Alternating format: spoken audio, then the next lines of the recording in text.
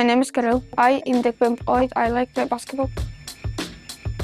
Wel, mae Kirill yn rhan o'r clwb rwan ers 2 blynedd. Mae o'n yma pob wythnos a mae o'n cael hwyl ac mae o'n gwenu a mae'n amlwg bod o'n mwynhau y gêm a bod efo ffrindiau newydd.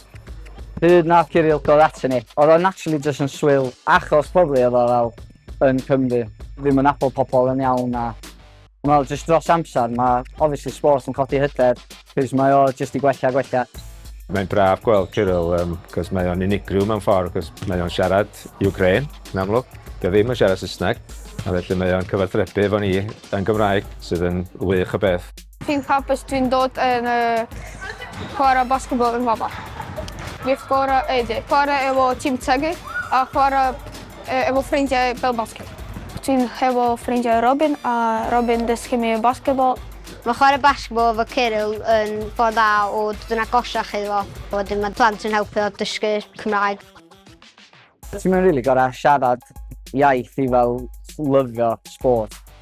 Fy hoff beth i am y clwb ydy jyst cael siarad a chwarae efo bobl gwahanol. Mae basketball yn sport lle ti'n gorau gweithio efo'n gilydd. Da chi angen siarad, da chi angen bod fel tîm. Da ni jyst magu hyder, mae pob fel un. Mae chwaraewyr ni a aelodau ni gyd yn iaith gyntaf Gymraeg. Felly oedd o jyst yn broses naturiol i gychwyn clwb Cymraeg. Cos o'n i passionate pryd o'n i'n iau am y gêm, o'n i rili eisiau dechrau clwb yn Bala. Dwi'n like Cameron achos Cameron dysgu ni chwarae basketball. Mae Cameron yn coach amazing, mae'n hyd llawn egni a jyst, coach gorau gyda cael a jyst dda i cael hwyl efo.